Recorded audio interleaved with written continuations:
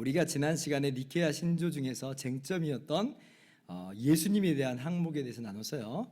예수님이 참 하나님이냐 아니냐 하는 그런 내용을 이 아리우스 주의자들이 예수님이 참 하나님이 아니다라고 말한 것에 대해서 니케아 신조는 아니다, 성경대로 예수님은 분명히 참 하나님이시다라고 하는 것을 하나님과 동일 본질이심을 분명하게 선포를 합니다. 오늘은 성령 하나님에 대한 항목을 함께 살펴보도록 하겠습니다. 나가기 앞서서 오늘 또 니케아 콘스탄티노플 신조를 전문으로 우리가 함께 읽겠습니다. 여러분 교환에 다 나와 있죠? 길지만 그러나 같이 읽겠습니다. 시작.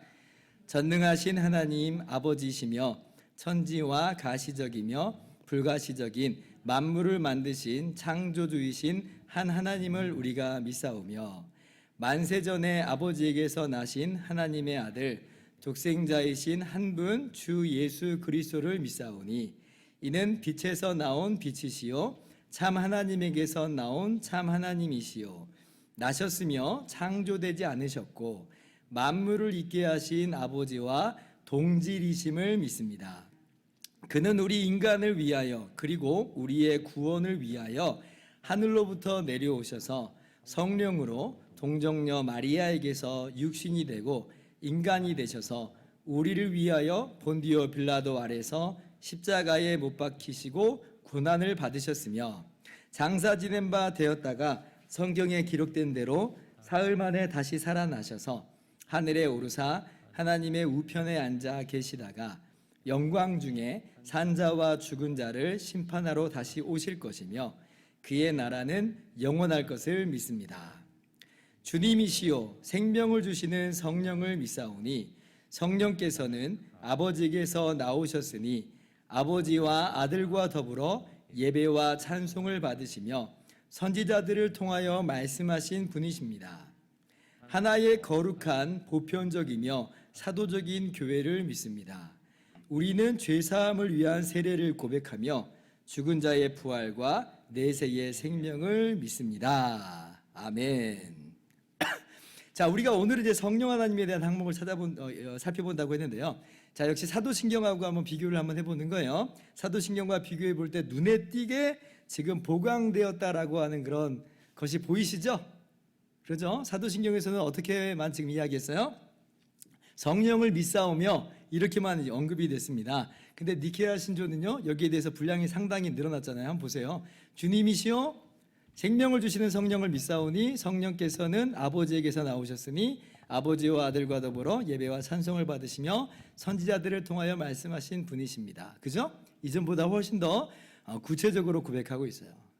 자, 왜 그럴까요? 왜 그럴까요? 사도신경에서 성령을 믿사오며 라고 하는 이 고백이 사실은 성부, 성자, 성령에 대한 삼위일체 하나님에 대한 고백인데, 근데 이제 보기에 따라서 어떻게 보여요? 굉장히 좀 두루뭉실하게 좀 보일 수 있잖아요. 왜냐하면 여기에 목적어가 없어요. 성령을 믿사오며, 아니 뭘 믿는다는 건가 이렇게 생각을 하게 만들 수도 있다는 거예요. 우리는 성령이 참 하나님이심을 믿습니다. 삼위일체 하나님이심을 믿습니다라고 고백하지만 어떤 사람들은 성령을 믿사오며를 그냥 성령이 존재하심을 믿어 이런 식으로 그냥 그렇게 아주 낮은 수준으로만 고백을 해버릴 수가 있다는 것입니다. 그런데 이제 니케아 신조는 그 부분에 대해서 명시적으로 고백을 하고 있는 거예요. 그럴 수밖에 없는 이유가 있습니다. 자, 한번 생각을 해보세요. 325년 니케아 회의에서 이단으로 정죄된 아리우스가 당시에 예수님이 참 하나님이시라고 하는 것을 부정했다고 그랬어요. 아리우스는 성부만이 참 하나님이시다 그렇게 말을 했습니다. 자, 그러면 아리우스는 성령에 대해서도 어떻게 이해하겠어요? 오직 성부만이 참 하나님이다라고 말을 한다는 것은 뭐예요? 성령도 참 하나님이심을 부정한다는 말이에요. 이게 아리우스의 논리적인 귀결입니다. 그래서 아리우스는 성령을 성자의 첫 번째 피조물로 주장을 해요. 그러니까 아리우스 주의자들이 그 뒤에 그 아리우스의 주장을 이제 계속 따라하는 거예요. 그 당시 역사를 한번 더 들어가 볼게요. 니케아 회의에서 325년에 아리우스를 이단으로 정죄를 했습니다. 성경을 따라서 잘못된 주장이라고 못을 박은 거예요.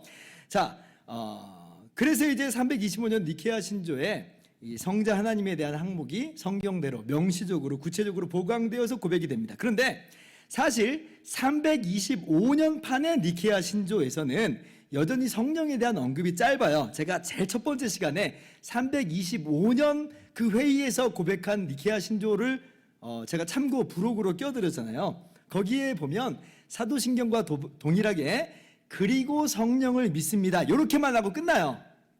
그러니까 지금 그 당시에는 예수님의 신성 문제만 해결되면 그 당시의 그 외의 것들은 자연스럽게 정리가 될 거라고 이렇게 생각을 한 것인 거죠. 그런데 니케아 회의가 끝난 이후에 여러 가지 정치적 이유 때문에 계속된 혼란이 있었다고 했습니다. 그 중에서 어떤 사람들이 일어났냐면 그 아리우스의 주장을 절반을 받아들여요.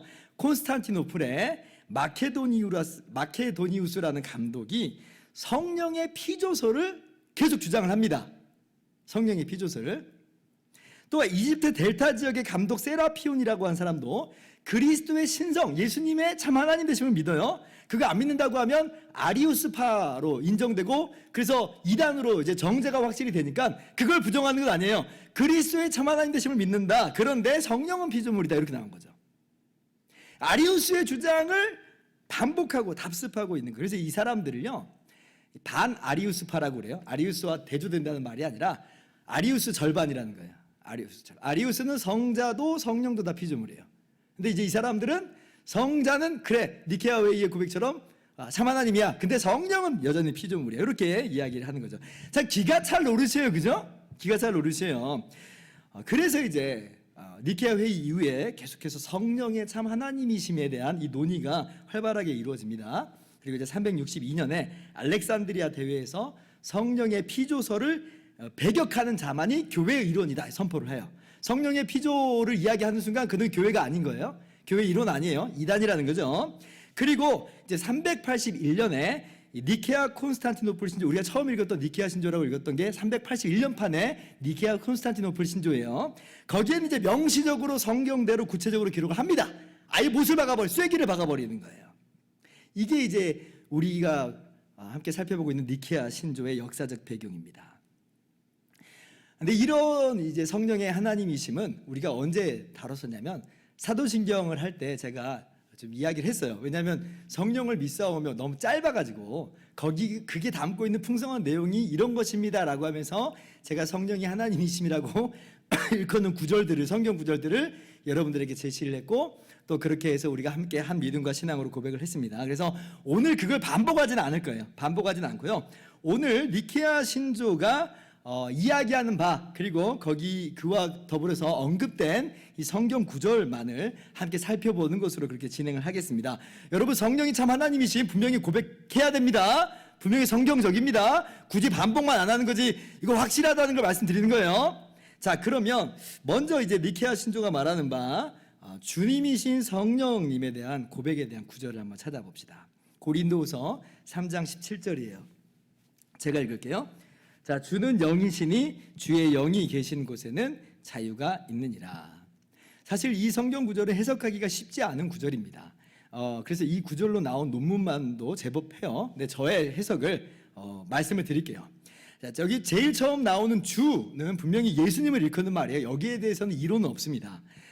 그러면 이제 이게 어떻게 되는 거예요? 주 예수님은 영이시다, 이렇게 돼. 주 예수님은 영이시다. 그러니까 예수님이 영이라는 거예요. 여러분, 이게 예수님의 육체적 부활을 부정하는 게 아니에요. 요한복음 4장 24절에 하나님은 영이시니 예배하는 자가 영과 진리로 예배할지니라 그러죠. 그와 마찬가지로 성자 예수님은 그 초월하신 하나님, 영이신 하나님, 온 피조계를 뛰어넘는, 피조계를 만드신 초월하신 하나님이심을 일컫는 표현으로 주는 영이시다라고 이제 이렇게 해석을 하는 거죠. 자, 그런데 그 바로 뒤에 이어서 뭐라고 나오냐면, 자, 주의 영 나오죠. 주의 영이 계신 곳에는 자유가 있느니라. 자, 이것을요, 자, 영이신 예수라고 해석하는 분들이 있어요. 즉 하나님이신 예수를 반복 표현하고 있는 것뿐이다, 이렇게 보시는 분들이 있습니다. 물론 그럴 수도 있어요. 그런데 제가 볼 때는 그것보다는 성령을 지칭하는 것으로 보입니다. 이때 이제 주의 영은 성령을 지칭하는 것이다라고 하는 거예요. 그러니까 아까 주는 영이라고 했으니까 그러면 영은 영의 영이죠. 영의 영. 영의 영이 계신 곳에는 자유가 있느니라, 이런 식이 돼요. 아니, 영의 영이라는 말이 뭐 말이 되는 건가, 여러분 싶겠지만, 여러분 삼위일체의 신비 속에서 충분히 받아들여질 수가 있습니다. 니케아 신조에서 뭐라고 말했어요? 참 하나님에게서 나오신 참 하나님, 이런 표현 썼잖아요. 그러니까 영에게서 나온 영, 가능하다는 거예요. 하나님에게서 나온 하나님이라는 표현이라고 우리가 볼 수 있는 거죠. 자, 그러면 이 주의 영이 성령을 일컫는 말이 된다면 이제 이게 무슨 말이 되겠어요? 예수님도 주고 성령도 역시 주예요, 주. 그죠? 주님의 영이 주가 아니면 그 말이 돼요? 예를 들면 쉽게 예를 들어 볼게요. 나의 영이 나잖아요. 나의 영이 나 아닌 다른 거 아니잖아요. 그러니 주의 영은 마찬가지로 주님이십니다 라는 고백으로 나올 수 있다는 거예요. 자, 그런데 이제 또 어떤 분들은 주 예수님은 영이시다, 요거를 처음부터 주 예수님은 성령이시다 이렇게 해석하는 분들도 있습니다. 주 예수님은 성령이시다. 자, 이게 무슨 말이냐면 예수님이 성령 하나님이 되어버렸다는 게 아니에요. 역시 삼위일체의 신비 속에서 예수님께서 전에 요한복음 10장 30절에 나와 아버지는 하나이시니라 그랬잖아요. 구별되시지만 동일하신 한 본질로서 말씀하신 거예요. 마찬가지로 같은 맥락이라고 하는 거죠. 주님은 성령이시다라고 하는 것은 같은 본질이다, 한 본질이다, 이제 이런 맥락이라 하는 겁니다. 그렇다면 자, 성자 하나님이신 예수님이 주라고 불려진다면 마찬가지로 성령 하나님도 어떻게 불려지는 거예요?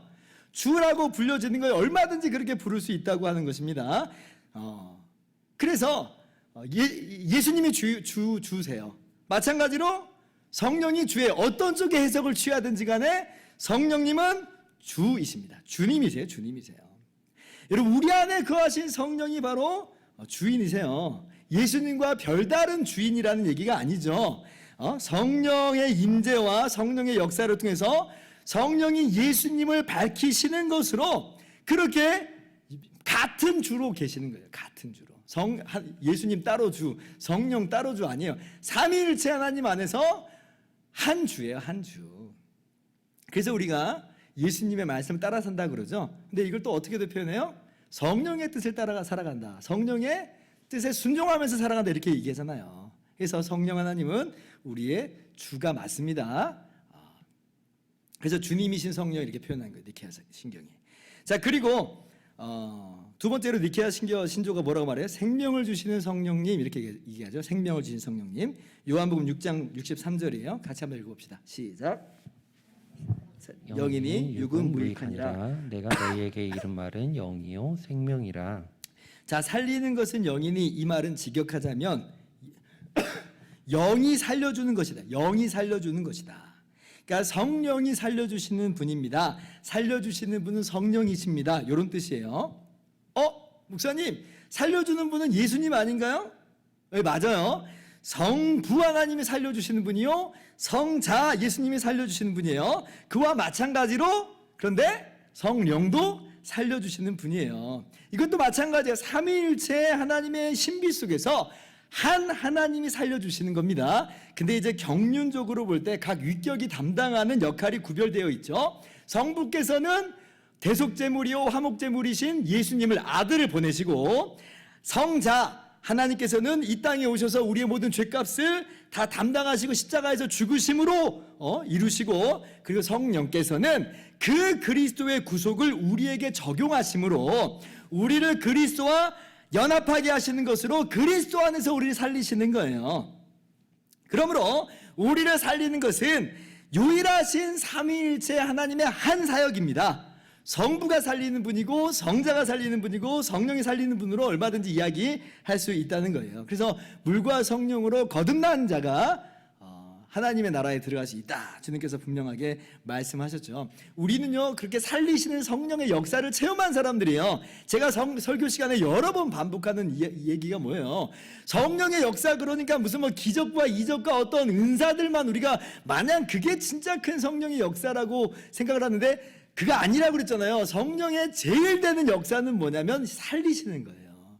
우리를 그리스도와 연합시킴으로 그리스도 안에서 우리 살리시는 역할을, 그 역사를 성령이 하신다. 우리에게 믿음을 일으키시는 것, 그리스도와 연합시키시는 것, 그래서 우리가 새 생명으로 태어나는 것, 이거 다 성령께서 우리 안에 역사하시는 것이다. 그리스도의 구속사역을 우리 가운데 적용시키시는 것으로 역사하시는 것이다. 여러분 잊으시면 안 됩니다.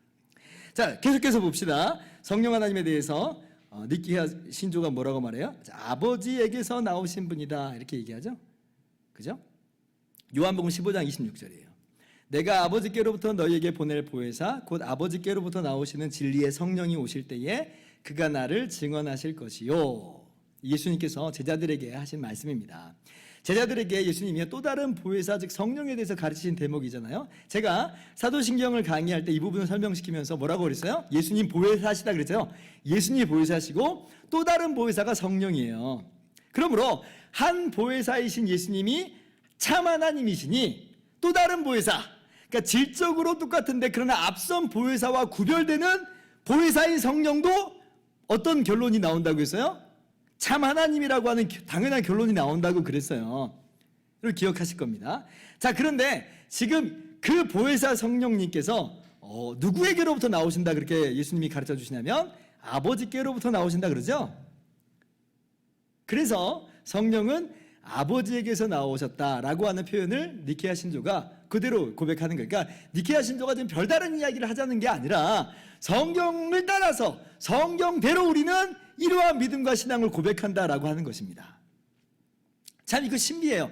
예수님은 성자 하나님은 성부께로 나셨고 성령 하나님은 성부께로부터 나오시고, 그러니까 나신 거하고 나오신 거하고 어떤 차이가 있느냐 잘 몰라요 우리가. 여기에 대해서는 그냥 성경이 이렇게 일러주는 대로만 우리가 아는 것뿐입니다.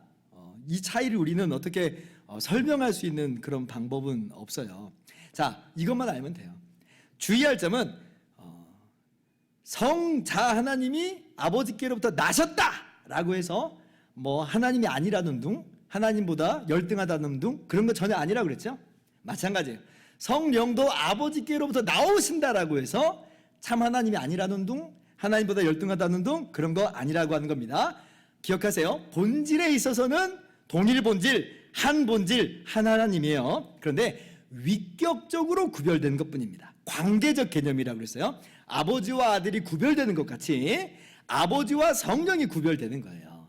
성자와 성령이 또 구별되는 거예요. 이제 이것이 삼위일체의 신비라 제가 말씀을 드렸습니다. 여러분 기억을 하실 거예요. 근데 이제 잠깐 여담으로 하나만 더 말씀드릴게요. 서방교회는 나중에 여기다가 뭐라고 이제 더 덧붙이냐면 아버지에게서 그리고 아들에게서 나오셨다. 그러니까 성령을 아버지에게서 그리고 아들에게서 나오셨다 이렇게 추가를 합니다. 서방교회만의 회의인 스페인의 톨레도에서 있게 된 이 레카레드 회의에서 589년에 있었던 거예요. 거기서 이제 그렇게 이제 결정을 하는 거예요. 근데 이제 동방교회는 여전히 아버지에게서 이렇게만 고수를 합니다. 그분들은 아들을 통하여 아버지에게서 이렇게만 니케아 회의 그대로 아들을 통하여 아버지에게서만 이렇게만 이해를 하는데 서방교회는 아버지에게서 그리고 아들에게서 이렇게 이제 이해를 하는 거예요. 근데 이제 서방교회가 왜 아들에게서라고 하는 단어를 추가하냐면 아까 말씀 보세요. 내가 아버지께로부터 너희에게 보낼 보혜사 그러시니 아들에게서도 나오신다고 이 구조를 해석하는 거예요. 요한복음 16장 7절도 보시면 여러분 성경 한번 나중에 보시면요. 예수님이 내가 성령을 너희에게로 보내리니 이렇게 말씀하시기도 하세요. 그러니까 보내시는 분이 역시 성자도 아니겠느냐. 아들에게서 나오신다는 말을 우리가 쓸 수 있다. 이렇게 얘기하는 겁니다. 근데 이제 서방교회의 그 이해 속에서도 참 신기한 건 뭐냐면 성부의 위격에게서 성령이 나오세요. 그리고 성자의 위격에게서도 나오세요. 그런다고 두 성령이 되신다라고 말하지 않아요. 그러니까 삼위일체 그 신비 속에서 한 성령이다라고 이야기해요. 그러니까 아니 성부에게서 나오시고 성자에게서 나오시는데 어떻게 한 성령이냐? 삼위일체니까 이거 가능하다라고 지금 이야기를 하는 거죠. 그래서 이제 나중에 이게 동방교회와 서방교회가 크게 논쟁이 됩니다. 논쟁이 돼가지고 1054년에 서방교회하고 동방교회가 두 개로 딱 나눠지게 되는데 그 나눠지게 된 계기가 되는 것 중에 하나가 바로 요 아들에게서라고 하는 그 표현을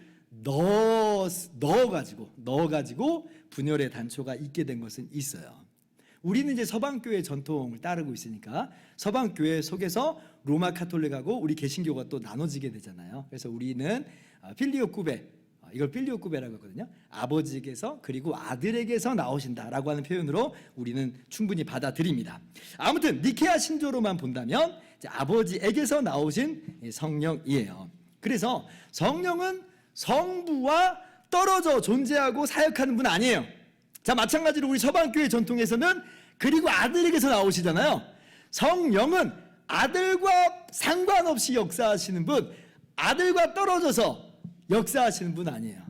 우리가 삼위일체 하나님 성령의 사역을 생각할 때 성부 따로, 성자 따로, 성령 따로 각각 사역하고 일하시는 것으로 막 오해를 하시는 분들이 있어요. 그렇지 않아요. 성령은 성부의 영이시고 성자의 영이에요. 그래서 예수님과 분리돼서 사역하시는 일 없어요. 예수님의 것을 가지고 예수님의 영광을 나타낸다. 예수님 그렇게 말씀하시잖아요. 성령에 대해서. 그래서 성령의 사역을 볼 때 그게 진짜 성령의 사역이냐 아니냐를 볼 때는 뭐가 시금석이냐면 뭐가 시금석이겠어요? 예수님의 말씀과 예수님의 사역 딱 넣어보는 거예요.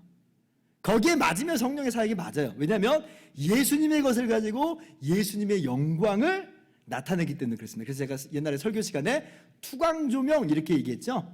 성령 자신을 숨기시고 예수님을 부각시키시고 드러낸다고 했잖아요. 그래서 여러분 그렇게 이 성령의 사역을 이해하시는 것이 올바른 그런 신앙 전통 속에서 이해하는 것이다라고 하는 것을 아시면 되겠습니다. 참 삼위 간의 관계가 신기하죠. 참 신비해요. 자, 그리고 이제 니케아 신조가 이제 어떤 성경 구절을 또 말씀하냐면, 자, 성령께서 참 하나님이심으로 예배와 찬송을 받으신다. 이제 이렇게 고백을 합니다. 우리가 처음 읽었던 말씀이에요. 사도행전 5장 3절 4절 제가 읽을게요. 자, 베드로가 이르되 아나니아야 어찌하여 사탄이 내 마음에 가득하여 내가 성령을 속이고 땅값 얼마를 감추었느냐. 땅이 그대로 있을 때에는 내 땅이 아니면 판 후에도 내 마음대로 할 수가 없더냐. 어찌하여 이 일을 내 마음에 두었느냐. 사람에게 거짓말한 것이 아니요 하나님께로다. 그래서 제가 사도신경을 강의할 때 말씀드렸습니다. 이 부분을 성령이 참 하나님이시라고 하는 분명한 증거 구절이라고 이제 그랬어요. 자, 아나니아와 삽비라가 자신의 재산을 교회 공동체 앞에 드립니다. 여러분, 봉헌이라고 하는 것은 기본적으로 교회 공동체가 함께 모으는 건데, 그러나 그것이 하나님께 드리는 예물, 헌신, 예배의 한 요소라고 하는 걸 분명히 알아야 돼요. 우리가 드리는 헌금은요, 회비 아니에요. 회비는 그냥 인간 사회 속에서 공동체가 그냥 우리 모으자 하는 수준이에요. 근데 헌금은 그런 요소가 있지만 본질적으로 하나님께 드리는 예배의 요소예요. 그래서 지금 아나니아와 삽비라가 드릴 때 지금 사도 베드로가 뭐라고 말하냐면 네가 성령을 속였다, 하나님께 거짓말했다, 이제 이렇게 이야기를 합니다. 그러니까 지금 하나님에 드리는 예배의 요소로서 이 예물을 지금 이야기하는 거예요. 그런데 자, 요 구절, 아까 성령을 속였다, 하나님께로다라고 하는 것을 볼 때에 성령이 하나님이심을 밝혀주는 구절이라고 제가 그때 설명을 했어요. 그런 면에서 자, 그러면 이 예물을 받으시는 하나님, 예물을 받으시는 성령이라고 하는 것은 무슨 의미예요? 성령 하나님이 예배를 받으신다는 거예요. 그러니까 예물을 드리는 대상이 성령 하나님이에요. 이 예물을 받으시는 분이 성령 하나님이에요. 그러니까 예배와 찬송의 대상으로서 성령 하나님이시다라고 하는 그러한 말씀으로서 오늘 제가 이 말씀을 여러분들과 함께 나누는 거예요. 그래서 여러분, 성령이 어떤 무슨 무인격적인 어떤 에너지라든지 어떤 능력이라든지 그렇게 이해하면 안 돼요. 왜? 예배를 받으시는데 무슨 에너지와 능력이 예배를 받아요? 그죠? 예배를 받으신다고 하는 것은 인격적인 하나님이라는 거예요. 그래서 우리가 성령 하나님을 우리가 이해할 때에 인격적인 하나님이요, 우리의 예배와 찬송을 받으시는 하나님이다 라고 하는 것을 여러분 분명히 이해하시면 되겠습니다. 여러분, 이게 사실 오늘 제가 쭉 설명을 드렸지만 약간 좀 어렵게 느껴지긴 하지만, 근데 곰곰이 생각해보면 우리가 다 알고 있는 내용들이죠. 그죠? 너무 당연한 내용들이에요. 그런데 그 당시 니케아 회의 시대, 초대교회 때인데도 불구하고 이런 것들을 당연히 여기지 않았다는 거예요. 그러니까 니케아 신조가 성경대로 명시적으로 밝혀주고 있는 것이고, 이것이 우리에게 이제 귀한 아웃라인이 되어 있는 거죠. 그래서 여러분, 우리가 니케아 신조를 지금까지 잘 모르고 있었을지라도 사실은 니케아 신조의 이 선한 영향력 아래서 우리가 신앙생활을 하고 있었던 거예요. 그렇다고 본다면 니케아 신조를 좀 제대로 알고 고백하는 게 필요하겠죠. 잘 모르면 오늘날도 어긋나는 사람들이 얼마든지 있을 수 있기 때문에 그렇습니다. 우리가 그래서 니케아 신조를 배우면서 어긋나지 않게끔 되는 거예요. 성경대로 바른 교리를 고백할 수 있게 됩니다. 그래서 이게 사실은 교리가 주는 참 귀한 선물이에요. 어긋나지 않게 하거든요. 엉뚱한 소리 하지 않게 하거든요. 그래서 우리가 계속 교리 공부를 해야 되고, 또 이 교리 공부를 할 때 사실 더 깊고 풍성하신 하나님의 은혜도 우리가 깨닫게 돼요. 야, 이런 내용까지 담아내고 있었던 것이구나. 그래서 우리가 이 수요 교리 강좌를 통해서 이러한 은혜를 또 깊이 깨닫고 누리실 수 있기를 바랍니다. 자, 그러면 이제 마지막으로 삼위일체 하나님을 이해할 때 이제 피해야 될 오해들, 요 정도는 우리가 좀 알아야 될 것 같아요. 그러니까 우리도 모르게 니케아 신조대로 우리가 신앙을 고백한다고 하면서도 사실 우리도 모르게 삼위일체를 오해하는 경우들이 또 많거든요. 사실 이게 니케아 신조에서 정죄하고 있는 내용대로 우리가 잘못 오해하고 있는 게 많아요. 대표적으로 삼신론, 또 양태론, 삼분설, 이런 것들이 이제 삼위일체에 대한 대표적인 오해고 이단적인 주장입니다. 자, 먼저 여러분, 삼위일체 하나님을 우리가 믿는다, 또 고백한다라고 할 때 삼위일체는요, 여러분 삼신론 아니에요. 삼신론 아니에요. 삼신론이라고 하는 건 세 하나님들이 있다는 거예요. 한 하나님을 말하는 게 아니라 세 하나님들을 말해버리는 게 삼신론입니다. 근데 성경은 분명히 말하죠. 세 하나님들 있는 거 아니에요. 삼위일체를 절대로 그렇게 이해하지 말라라고 경고하고 있어요. 성경은 유일하신 한 하나님을 분명하게 선포하고 있고, 우리는 유일하신 한 하나님을 믿는 거예요. 오해하지 마세요. 자, 그런데 두 번째, 그러면 한 하나님이 있는 것이고 단순히 세 하나님으로 나타나는 것이다. 여러분, 그렇게 이해하면 안 돼요. 그걸 양태론이라고 그래요. 양태론은 하나님이 한 분이라고 하는 건 설명을 잘했는데, 그런데 세 위격으로 계신다고 하는 것에 대해서 그것을 부정해버린 게 양태론이에요. 그러니까 이게 이제 여러분 이런 예화를 많이 들었을 거예요. 어떤 예화를 들었냐면, 하나님 있잖아. 사실 우리로 한번 비유를 해보면, 우리가 지금 뭐 집에서는 아빠, 그리고 회사 가서는 사장님, 그리고 교회에서는 집사님 그러잖아. 그거하고 같은 거야. 이렇게 설명하시는 분들이 있어요. 그게 양태론이에요. 그게 이단이에요. 우리가 몰랐죠. 그러니까 이단적인 주장으로 삼위일체를 설명하는 분들이 더러 있어서 제가 기겁을 할 때가 좀 많습니다. 절대 그렇지 않아요. 그거는 왜 그래요? 하나님이 한 분이라는 건 너무 설명을 잘했는데, 아니 아빠, 뭐 사장님, 집사, 이게 세 위격이에요? 아니잖아요. 모양만 다르게 나타난 거예요. 근데 성경은 뭐라고 어떻게 보여줘요? 예수님이 세례 받으실 때에 예수님이 성자 하나님이 세례를 받으신 현장 속에서 성부의 음성이 들리고 성령은 비둘기같이 임하시는 거예요. 그러니까 구별되는 그러한 위격으로서 나타나시기까지 하세요. 그리고 이 위격끼리 서로 사랑하고 교제하고 성자가 성부에게 순종하고 그러죠. 아니, 모양만 다르게 나타나는 아빠와 무슨 사장과 집사 정도면 서로 이런 관계가 맺어질 수 있어요? 못 맺어지잖아요. 그러니까 양태론이 이단이에요. 성경이 분명히 그렇게 말하지 않기 때문에 그렇습니다. 그러니까 우리가 나 양태론적인 생각을 내가 갖고 있었네. 오늘 그거 아니구나. 목사님이 이렇게 설명해 주는 것 귀한 거죠. 그래서 그런 이해는 다 깨트려야 돼요. 자, 또 어떤 이제 오해가 있냐면 삼분설이 삼분설. 이건 어떤 오해냐면, 삼위일체를 이렇게 이해하는 거예요. 성부가 3분의 1을 차지하고 있고, 성자가 3분의 1을 차지하고 있고, 성령이 3분의 1을 차지하고 있는 거예요. 하나님의 3분의 1씩 차지하고 있다. 이런 게 이제 삼분설이에요. 세 개로 딱딱 구분을 짓는 거죠.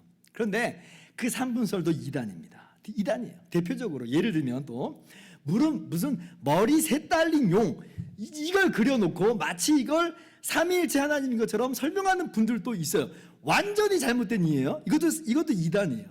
자, 왜냐하면 옛날 예를 한번 들어볼게요. 옛날 신화 같은 거 보세요. 머리 셋 달린 막 용이 나오는데, 근데 머리 하나가 딱 죽어요. 그럼 몸이 죽어요? 아니죠? 그 신화들 보면 그렇지 않은 거 우리가 알잖아요. 그래서 그 머리들은 뭐냐면, 그 몸통을 주관하는 3분의 1일 뿐 머리가 몸통 자체는 아니에요. 그 신화 속에서는 그렇다는 거예요. 근데 그게 어떻게 삼위일체 하나님을 설명한 게 돼요? 안 되는 거예요. 오해하고 있는 거죠. 그러한 이해는요, 이 각 위격을 그 자체로 참 하나님이라고 보지 않는 거예요. 각 위격을 다시 한번, 각 위격을 그 자체로 참 하나님으로 보지 않는 것이 삼분설입니다. 그냥 각 위격을 하나님이라고 하는 한 몸통의 한 부분으로 전락시켜 버리는 거예요. 3분의 1이 무슨 하나님이에요? 그리고 사실 그거는요, 삼위간에 사실 일체가 되는 것도 아니에요. 일체가 된 것도 아니에요. 자, 3분이라고 하는 게 서로 구분되는 거잖아요. 셋이 하나를 이루어서 통합을 이룬다고 하는 것을 볼 때 마치 하나 일체를 설명하는 것처럼 보이지만 서로 간에 하나가 아니잖아요. 합쳐놨을 때 그냥 하나가 되는 거지. 서로 완전한 일체 하나됨이 아니거든요. 그러니까 그거는 구별이 아니라 구분돼 버린 거예요. 3분의 1씩 구분된 각각의 하나님. 결국 삼신론하고 큰 차이가 아닌 거죠. 삼분설은 그렇습니다. 근데 더 문제가 되는 건 그 자체로 참 하나님도 아니니 삼신론도 아니에요. 그거는. 그죠? 하나님이 다 없어져 버린 거예요. 다 없어져 버린 거예요. 여러분 꼭 기억하세요. 각 위격은 성부가 그 자체로 참 하나님이요, 성자가 그 자체로 참 하나님이요, 성령이 그 자체로 참 하나님이십니다. 삼분설은 전혀 맞지 않는다. 그래서 극단적으로 표현해 보면 성부와 성자를 합친다 한들 성령보다 한치도 크지 않아요. 삼분설에서는 합치면 더 커져버리겠잖아요. 근데 삼위일체 하나님 이 성경의 이해 속에서는 그렇지 않다. 3분의 1 하나님 그런 거 없는 겁니다. 이 정도만 해도 여러분 삼위일체에 대한 오해를 다 방지할 수 있을 거라고 봐요. 자, 그러면 삼위일체 하나님 뭐냐? 어떻게 설명할 수 있느냐? 이 세상의 유비로서는 설명이 안 되는 거예요. 아까 무슨 아빠 무슨 집사님 사장님 그렇게 설명하지 마세요. 안 되니까. 무슨 머리 섰다는 용 그렇게 설명하지 마세요. 안 되는 거예요. 그러니까 유비로 설명이 안 돼요. 어떻게만 설명되느냐? 성경이 말한 대로만 설명되는 거예요. 그게 뭐냐? 하나님 유일하신 하나님이다. 그런데 성부와 성자와 성령의 세 위격으로 계신다. 성부가 참 하나님이요, 성자가 참 하나님이요, 성령이 참 하나님인데 세 하나님은 아니다. 그냥 성경 그대로 말하는 거예요. 이게 삼위일체 하나님이에요. 그러니까 다른 식으로 설명하려고 하지 말고 성경대로 이해하는 게 가장 올바른 모습이고 니케아 신조가 이걸 이야기를 하고 있는 것입니다. 아시겠죠? 그래서 우리는 삼위일체 하나님은 그냥 성경대로 우리를 내려놓는 거예요. 우리의 이해로 우리가 이해할 수 있는 하나님이 아닙니다. 하나님 얼마나 크신 하나님입니다. 그냥 성경 하나님께서 말씀하신 대로만 우리가 알 수 아는 따름이니까 우리가 우리의 지성을 성경에 복종시키는 거예요. 지성적이지 말자는 얘기가 아니라 지성을 성경에 복종시키라는 거예요. 이게 바로 우리 바른 기독교예요. 이게 정통 기독교예요. 근데 이제 니케아 회의 때도 이성으로 성경을 막 지금 어떻게 하든 이해하고 재단하려고 하는 거고 오늘날 자유주의자들도 그걸 하고 있는 거예요. 이성을 성경보다 높여가지고 성경을 막 재단하는 거예요. 그러나 우리는 항상 하나님의 계시 말씀 성경을 우위에 두고 이것을 우리의 이해의 범주 속에서 설명을 하는 거예요. 이것이 바로 삼위일체를 바르게 이해하는 모습이라고 하는 걸 여러분이 아시면 좋겠습니다. 자, 이제 마무리합시다. 자, 지난주에도 우리가 하나님의 삼위일체가 우리에게 주시는 바 그 놀라운 은혜에 대해서 나눴어요. 우리가 받은 구원은 하나님이신 예수님의 대속임으로 완전한 구원이요, 그리고 하나님이신 예수님이 흘리신 사랑이심으로 쏟아주신 사랑이심으로 완전한 사랑, 하나님의 사랑, 하나님 차원의 사랑이라고 하는 것을 제가 여러분들에게 말씀을 드렸죠. 삼위일체는 그래서 우리 가운데 모든 의심과 모든 두려움을 다 제거하는 거라고 그랬어요. 우리가 받은 구원과 사랑이 완전한 하나님의 구원과 사랑이라고 하는 것을 여러분에게 강조해서 말씀을 드렸습니다. 자, 그러면 성령 하나님이 또한 참 하나님이라고 하는 것은 우리에게 어떻게 다가오는가, 이걸 또 좀 설명을 해야 될 필요가 있겠죠. 이게 뭐냐면요, 자, 성자 예수님의 그 희생과 사랑이, 그 놀라운 구원이 나와 구분되고 분리된 어떤 것으로 주어지는 것이 아니라 하나님이신 예수님이 나와 영원히 완전히 하나가 되어주시는 것으로 주시는 구원이다라고 하는 것을 여러분이 아셔야 돼요. 자, 성령 하나님의 사역이 뭐라고 그랬어요? 성자 예수님과 우리를 하나 되게 묶어주시는 거예요. 묶어주시는 거. 한 몸 되게 하시는 것이 성령의 사역이라고 그랬어요. 자, 그러면 성령의 이 묶어주심이 하나님 차원의 묶어주심이라는 거예요. 여러분, 하나님의 묶어주심이에요. 이 세상에서 묶음은요, 이 세상의 연결은요, 때로는 시간이 흘러가면 헐거워지기도 하고 때로는 사가버리기도 하고 끊어져 버리기도 하고 변경도 됩니다. 그죠? 그러나 예수님과 우리를 하나 되게 하신 성령, 그러므로 예수 그리스도의 생명과 구원을 우리의 것이 되게 해주시는 성령의 하나 되게 하심은 하나님 차원이므로 절대로 우리는 그리스도와 끊어질 수 없다. 끊어질 수 없다. 우리 안에 내주하시고 역사하시는 성령이 하나님이심으로 하나님의 역사가 우리 가운데 있으므로 절대로 우리는 예수 그리스도와 끊어지질 않아요. 이게 우리가 받은 삼위일체 하나님의 구원이에요. 끊어지지 않아요. 끊어지지 않아요. 그리스도라고 하는 이 생명과 구원이 성령이라고 하는 그 통로를 통해서 한 톨도 작아지지 않아요. 왜? 성령이 하나님이시니까 그대로 우리 가운데 통로와 연결도 되세요. 우리를 묶어주시기도 하고 구원의 통로가 되시기도 하시는 이 성령의 하나님 되심이 그래서 중요합니다. 그래서 성부, 성자, 성령의 이 삼위일체 하나님의 구원을 우리가 받은 거예요. 그러니 우리가 받은 이 구원과 사랑을 영원한 하나님으로 말미암는 이 구원을 우리가 어찌 의심하리요? 어찌 우리가 두려워하리요? 그럴 필요가 없다. 성령이 우리 안에 임재하셔서 이 일을 하셨어요. 그리고 지금도 우리 안에 내주하셔서 우리를 날마다 거룩하게 하게 하심으로 이루고 계세요. 반드시 이 모든 것들은 예수님 재림하실 때에 그대로 나타날 겁니다. 이건 우리가 능력이 있어서 우리가 잘해서 되는 게 아니라 삼위일체 하나님의 사역이에요. 그래서 우리가 받은 구원이 완전한 구원이요, 그리고 흔들림 없는 구원이라고 하는 것을 여러분 분명히 확신하면서 나아가실 수 있기를 바랍니다.